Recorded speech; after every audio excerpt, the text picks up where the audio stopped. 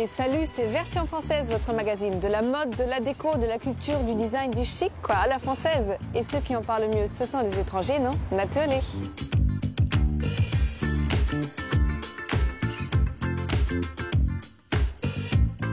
Focus sur une maison d'exception, l'atelier Bizet nous ouvre ses portes. Kamel Menour, galériste et chouchou des artistes, est notre invité du jour. Visite aujourd'hui dans la ville rose de Toulouse. Fête impériale, une jeune marque inspirée par la talentueuse créatrice Laura Gauthier-Petit. Mais tout de suite, point de vue, un regard affûté sur les nouveautés stylées de la semaine. Chic, Version Française, c'est maintenant.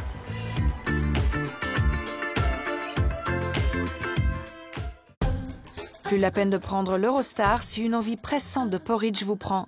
Dorénavant, une cantine lui est dédiée qui le twist élégué pour le transformer en gourmandise.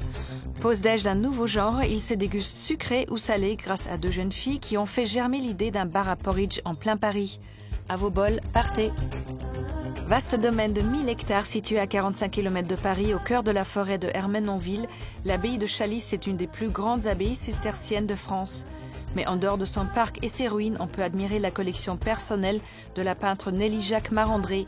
Un voyage exotique à la rencontre de ce personnage en avant sur son temps. Le Contrepoint est un éditeur de livres décomplexé et audacieux. Malicieux avec culture, insolent avec pertinence, les 30 moustachus, gardiens ou écrivains de la collection Palmarès sont de savoureux anti-guides littéraires à dévorer sans modération et avec humour. Disponibles en librairie, ce sont des vrais collectors. Mathieu Chédid, dandy cool de la musique, nous offre une collab avec Philippe Zorzetto. Résultat, une collection capsule de chaussures style M avec 4 modèles Richelieu à la semelle gomme déclinés en rouge, noir et en blanc et 3 modèles de boots, parfaits pour le soldat rose et nous, on en veut aussi.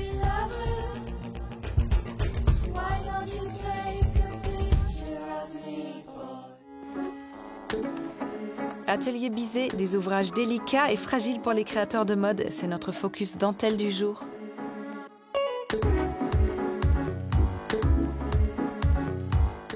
La broderie, c'est l'art de donner à des vêtements ce petit truc en plus, cette petite touche romantique, chic et vintage qui fait basculer votre tenue dans une autre dimension.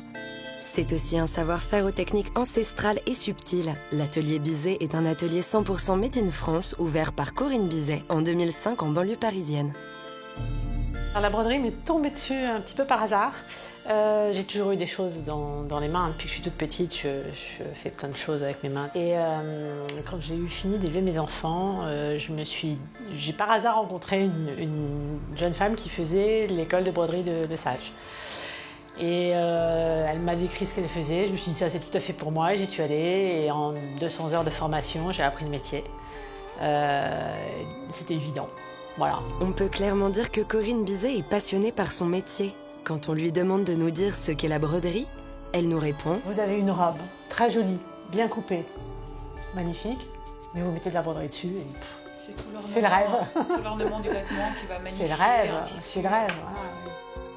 Et ce rêve, il repose sur un savoir-faire complexe et un grand nombre de techniques de broderie. Par exemple, en va-et-vient à l'aiguille. Si vous regardez de près, vous voyez, on rabat la petite queue de en mousseline, on la coud et hop, on repart de l'autre côté. Voilà. C'est une technique de broderie. Et ça fait un volume très joli. Ça, c'est destiné à être le dos nu d'une robe de mariée. Autre technique traditionnelle, le crochet de Lunéville, qui a cette particularité d'être travaillé sur l'envers. Nous, quand on est en train de broder, on voit que ça. Et après, quand on retourne, on a ça. C'est un petit peu magique pour les gens qui ne connaissent pas, mais nous, on sait ce qui se passe dessous quand on travaille. Donc on monte une perle, et hop, on attrape le fil, on monte une perle, on attrape le fil. Donc c'est une technique qui permet d'aller assez vite et d'être surtout très régulière. Parce que si on faisait le même travail à l'aiguille, ça prendrait énormément de temps. Ce savoir-faire très spécifique, Corinne tient à le transmettre. Elle a longtemps donné des cours du soir et recrute régulièrement pour son atelier. Elle a par exemple formé Olivia, qui travaille avec elle depuis 5 ans maintenant. Corinne a réalisé une pochette, entre guillemets, un peu école, qui réunit les techniques de broderie les plus couramment utilisées. Voilà. Et puis après, on peut extrapoler à l'infini, inventer des points, en mélanger, en créer, c'est totalement infini. Je pense qu'il faut avoir à la fois l'œil, la main et un sens artistique assez développé. Donc, et c'est pas tout le monde qui a ça. Une forme de don selon Corinne, poussée à l'excellence dans son atelier qui ne sous-traite rien et cherche à relever des défis d'efficacité. Par exemple, les brodeuses sont capables de travailler sur des robes déjà montées, comme celle-ci. Une manœuvre plus risquée, mais un résultat plus harmonieux. Ouais, impeccable. Voilà une mariée gâtée. Une technique maîtrisée et une grande variété de fils, perles, strass, pierres précieuses, pour tous les goûts et tous les budgets. L'atelier s'amuse, explore des techniques. Plissé, relief, plumes emprisonnées, rien ne les arrête. Puis ils conservent les résultats de ces expérimentations sous forme d'échantillons afin de pouvoir montrer leur travail. Ce qui leur donne un support de dialogue avec les créateurs qui font appel à l'atelier. Au départ, cela peut être un thème, un croquis, une vague idée. Enrichie des suggestions et du savoir-faire de Corinne, la broderie prend vie peu à peu, après chacune des étapes de l'élaboration et de création. Ce qu'il aimait beaucoup, c'était le côté, tu vois, qui descendait comme ça. Ça, il aimait beaucoup. Alors après, l'idée, c'est est-ce qu'on fait que des fleurs comme ça ou est-ce qu'on mélange avec des fleurs comme ça? Moi, je pense qu'il faut faire un mélange des deux. Et est-ce que tu veux intégrer un peu de fil ou pas? Oui, il aimait bien. Il aimait bien. Et voilà, on a un dessin. Il ne reste plus qu'à passer à la valse des tiroirs pour piocher les matériaux. Cette mécanique bien huilée permet à l'atelier Bizet et à ses brodeuses polyvalentes de faire preuve d'une grande créativité. Du coup, les ambitions de Corinne Bizet ne s'arrêtent pas là. Elle propose aussi des bijoux et des réalisations 3D assez étonnantes. Elle rêve également de défis toujours plus complexes. Quand on maîtrise son sujet, après, on fait vraiment ce qu'on veut et du coup, voilà, on est vraiment capable de relever tous les défis. Là, j'ai des très très belles commandes avec des maisons de luxe qui nous ont demandé des choses vraiment très très belles. On s'amuse beaucoup, mais on ne peut pas dire, c'est secret. Bon, bah tant pis, on se contentera des secrets que l'atelier Bizet a pu nous dévoiler cette fois-ci. Un savoir-faire délicat et plein de surprises.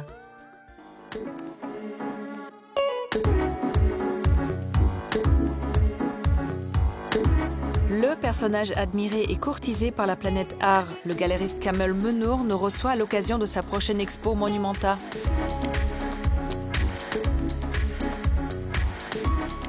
Il y a des artistes talentueux et ceux qui ont le talent de les repérer. Kamel Menour est ce dernier. Aujourd'hui à la tête d'une des plus prestigieuses galeries d'art contemporain de la capitale, l'histoire de Kamel avec l'art a pourtant débuté presque par hasard. En fait, cette sensibilité à l'art est venue sur le tard. J'ai fait une formation d'économiste et en parallèle à mes études, j'ai rencontré ce milieu. Et c'est en rencontrant ce milieu que je suis tombé complètement amoureux. De ces rencontres sont nées sa sensibilité de spectateur et sa vision de galeriste. Mon métier consiste à accompagner, d'abord à réunir une équipe d'artistes, jeunes et moins jeunes. En tout cas, c'était l'ambition du développement de cette galerie, ce parcours. J'ai démarré ma galerie en 1999 et très rapidement, je me suis dit qu'il fallait que je puisse confronter jeunes et moins jeunes. Il offre aux yeux du public des œuvres et des époques différentes. Des artistes contemporains tels que Camille Henrot, Alicia Quad ou encore Pietri Alilage, à des artistes plus consacrés tels que Wang Yongping ou Pier Paolo Calzolari. Je pense que c'est ce face-à-face qui crée en tout cas l'identité de la galerie et qui nous permet en fait d'être face à un spectre très large de la contemporanéité, du monde dans lequel nous vivons aujourd'hui. Proche du monde qui l'entoure et de la pensée de ces artistes.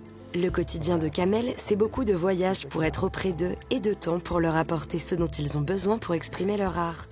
Aujourd'hui, c'est avec Yongping qu'il a passé sa journée à la préparation de Monumenta, l'événement du Grand Palais qui depuis quelques années fait la part belle aux artistes contemporains. Et 2016, c'est l'année de l'artiste chinois qui se prépare avec rigueur. Vous allez comprendre pourquoi. L'artiste a installé une maquette au 20e qui lui permet en fait de se familiariser de plus en plus. Ça fait donc 1 an et demi qu'il a constitué cet ensemble qui est vraiment l'exacte copie de ce qui sera installé dans quelques temps au Grand Palais. Donc on peut déambuler en chaussettes dans l'espace et envisager ce que pourront ressentir les personnes, les visiteurs qui découvriront son œuvre. C'est un projet pharaonique, c'est les travaux d'Hercule. Pharaonique, c'est le mot. 598 côtes et 380 331 vertèbres, on n'arrive même plus à s'en rappeler. C'est vrai qu'on s'y perdrait, un défi technique puisque les 254 mètres de longueur et les 29 mètres de hauteur de l'œuvre vont complètement s'intégrer à l'espace du musée. Et le rôle de Kamel est justement de permettre à son artiste la réalisation de son rêve initial. En 2006, je crois, il avait participé à cette exposition de la force de l'art et dans l'espace du Grand Palais, il avait déjà pensé à cette œuvre. Et donc, c'est là où en fait on voit la vision, les perspectives des grands artistes. Ils ont des sortes de fulgurances qui permettent à nous, citoyens, amateurs, passionnés ou pas passionnés, de regarder notre société. Et c'est ce qui est très très intéressant et très important pour moi. Et à l'approche de l'échéance, il y a toujours des choses à régler pour que tout soit prêt le jour J. On ne fait pas n'importe quoi, c'est pas un stade de football où on arrive comme ça avec des sacs et qu'on dépose. Là, il a fallu en fait se concerter avec les architectes, avec les gens de la Réunion des musées nationaux, dans un temps très très imparti et très très court. Hein. C'est en 10 jours qu'on doit installer ça. Donc c'est très difficile.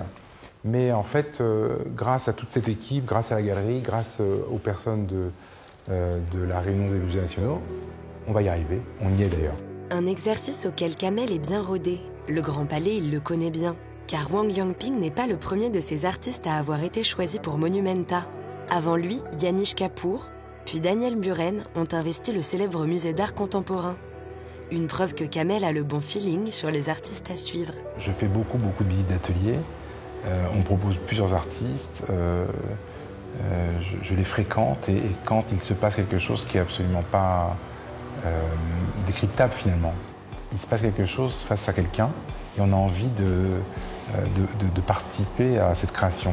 Eh bien nous, on espère que des coups de cœur, il en aura encore plein d'autres à nous faire partager.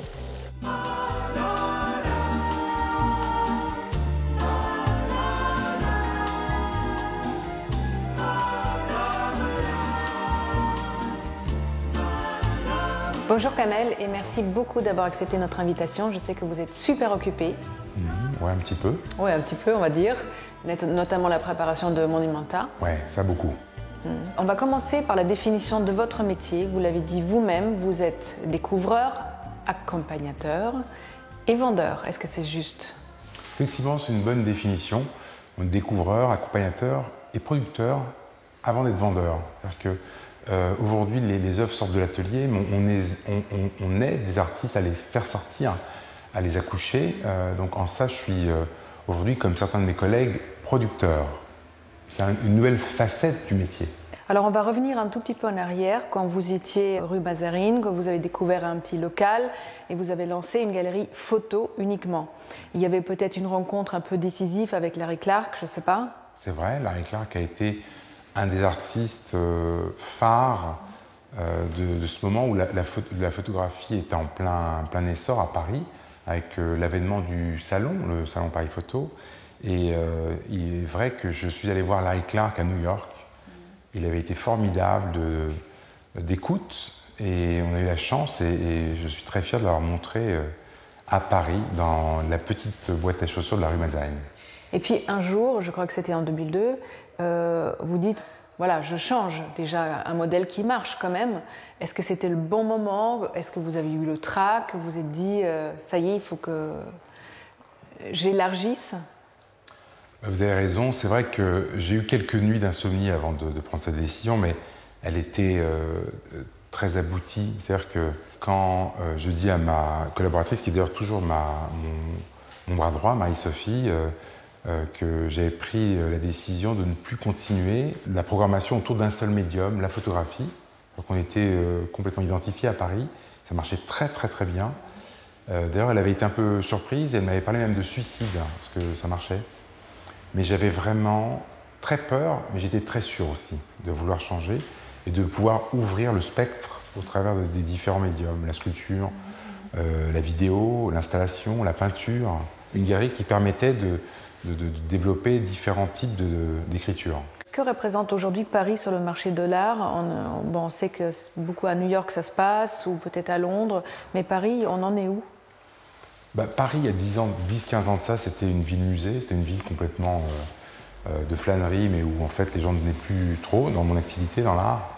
En fait, les gens gardaient l'image de la mode, de la gastronomie, mais très peu de l'art. Et en fait, depuis une dizaine d'années, avec les nouveaux musées, avec la FIAC, avec peut-être un nombre de galeries dont je fais peut-être partie, il y a un renouveau. D'ailleurs, j'ouvre un 3e espace rive droite, donc je crois vraiment à la ville. Je crois beaucoup à Paris. Kamel, et pour finir, une rencontre, la dernière, sauf celle de Young-Ping bien sûr, la dernière qui vous a ému énormément avec un artiste? Une des jeunes artistes que nous défendons à la galerie, qui s'appelle Camille Enrault, que je suis depuis une dizaine d'années, qui a été une toute jeune artiste, elle avait 26-27 ans.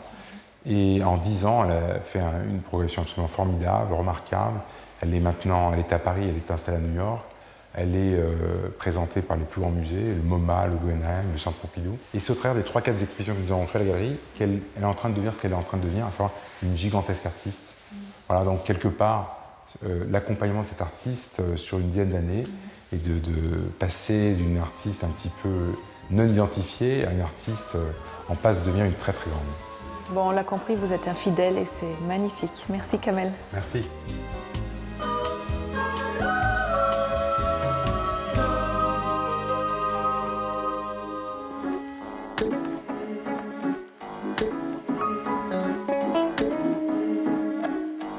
Un repérage à Toulouse à travers l'œil averti de la blogueuse Elodie.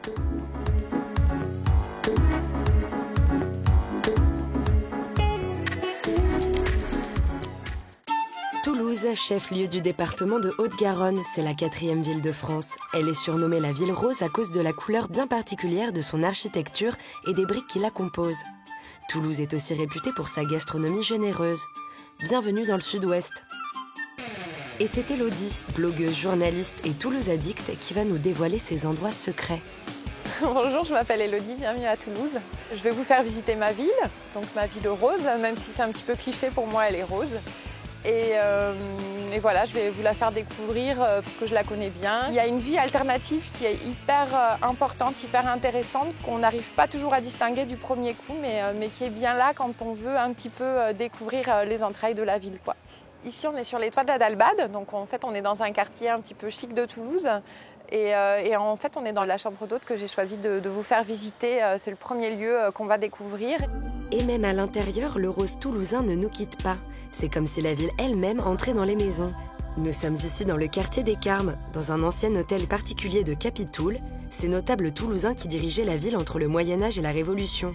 C'est dire l'ancienneté de la maison. Toulouse est une grande ville qui a su garder sa personnalité à travers le temps. Il y a ici plus qu'ailleurs une complicité entre la ville et ses habitants. C'est clairement une ville où il fait bon vivre et les ruelles offrent parfois de belles découvertes.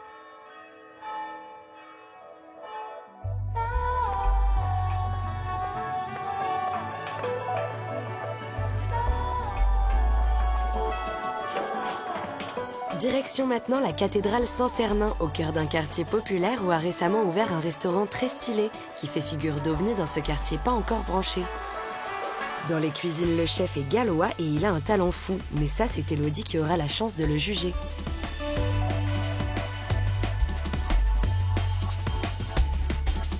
C'est bon, les plats arrivent.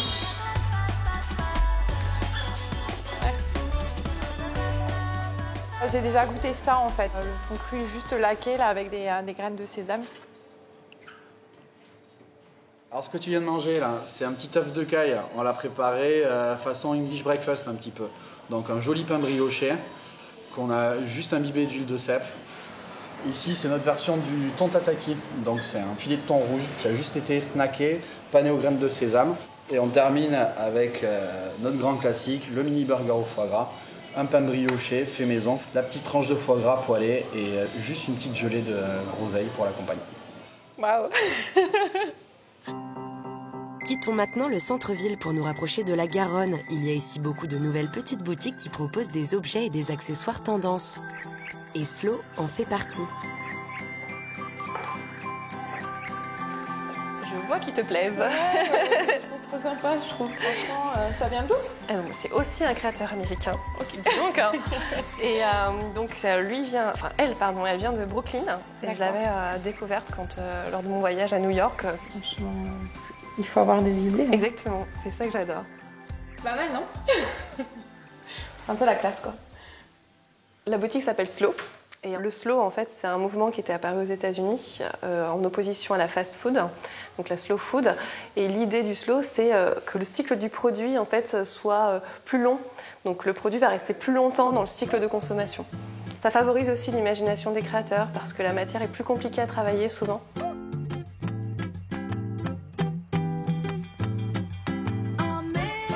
Bon ben voilà, la journée se termine sous le soleil toulousain. J'espère que la balade vous a plu, on a vu plein de choses et j'espère aussi que ça vous aura donné envie de venir nous voir dans la Ville Rose. Bye bye.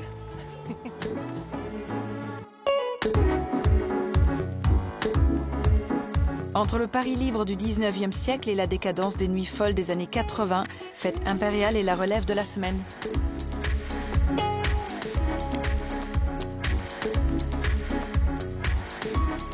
Laura Gauthier-Petit a lancé Fête Impériale en 2015, une marque de vêtements pour femmes qui mélange les époques et les styles. Après une expérience à Londres en communication digitale, cette passionnée d'histoire et de mode a voulu créer des vêtements qui lui ressemblent. Et pour découvrir son univers, il suffit de mettre un pied chez elle. Déco soignée, amour du tissu, moquette colorée par ses soins, objets vintage, bibliothèque style 19e, peinture murale et pan albinos empaillés. Oui, l'univers de Laura est riche et rempli de chats. Retour sur la genèse de ce projet très personnel. J'ai toujours aimé dessiner et depuis petite, ma grand-mère a eu une grande influence sur moi, notamment parce qu'elle était passionnée d'histoire de l'art et de couture, ce qui ne va pas forcément ensemble tout le temps. Et elle m'a beaucoup transmis, notamment sur l'histoire des femmes au travers du temps, et notamment le 19e siècle et la fin du 19e siècle. Fête impériale en référence à Napoléon III, mais aussi à la Belle Époque, au début de l'ère industrielle ou aux travaux haussmanniens et aux grands magasins. C'est tout ça qui nourrit les créations de Laura. Les courtisanes, enfin, sont pour elle des figures féminines très inspirantes. En fait, souvent, c'est des histoires de femmes qui débarquaient de leur province, qui parfois avaient eu des vies assez dures au départ. Et en fait, quand on se plonge dans l'histoire de ces femmes-là, il y avait des femmes avec de très forts caractères, très cultivées. Et voilà, je trouvais ça intéressant de faire une marque qui reprenne ces codes-là, plutôt au travers des imprimés, au travers de 2-3 clins d'œil, et en même temps de le mixer avec des codes très actuels, et notamment les années 80. Moi, je suis née en 81. Et quand on mélange toutes ces influences, ça donne ça, par exemple. La deuxième collection de Fête Impériale, tout droit revenue dans l'atelier de Laura après un aller-retour au Japon. Et comment elle en arrive à ce résultat? Au départ de chaque collection, c'est avec une amie graphiste qu'elle dessine et élabore ses imprimés. Donc je commence chaque collection par l'élaboration des imprimés.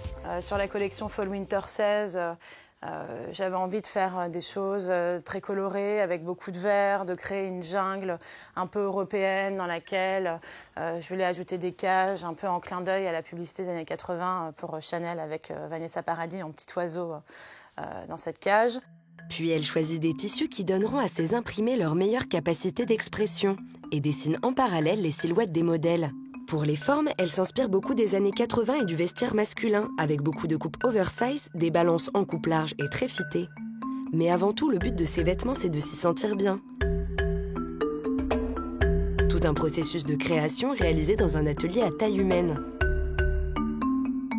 Mais Laura ne travaille pas qu'avec des tissus imprimés. Autre priorité pour elle, des matières de qualité qu'elle aime aller chercher auprès de passionnés. En dehors de tout ce qu'on appelle chaîne et trame, donc c'est monté ici. Et je travaille par contre pour la maille et pour le cuir avec des usines françaises et ou européennes en fonction des savoir-faire. Je voulais absolument travailler avec de l'angora, mais je voulais que l'angora soit éthique. Et donc du coup on a trouvé cette ferme qui est dans le nord de la France avec cette dame qui est passionnée de ces petits lapins, qui les brosse tous les jours et qui les nourrit à la granule de mimosa. Des choix éthiques et exigeants que Laura et son équipe font avec beaucoup de conviction. L'objectif de Fête Impériale, c'est aussi de mettre en lumière des matériaux de qualité et des savoir-faire. Je pense qu'aujourd'hui, quand on crée une marque plutôt haut de gamme, on doit s'attacher au désir de bien faire et au fait de travailler avec de belles matières et des savoir-faire. Il y a énormément de talents dans les savoir-faire et dans l'artisanat français qui sont très peu utilisés, qui sont quasiment en voie de disparition, voire qui ont disparu. Moi, j'avais envie d'avoir une liberté en termes de production et de création, donc de créer un atelier plutôt que d'externaliser à chaque fois, et d'avoir la liberté d'aller choisir le bon savoir-faire, le beau tissu, de travailler avec des gens qui se battent pour essayer de continuer à faire vivre leur artisanat ou leur histoire ou leur usine. Dernière étape pour ces créations, l'envoi aux clientes. Emballer, c'est peser et il y a même le petit mot qui va avec. Et Laura ne compte pas s'arrêter là. Par internet ou dans des points de vente, ces créations ont du succès jusqu'à New York et Osaka. Une passion qui n'est pas prête de s'éteindre.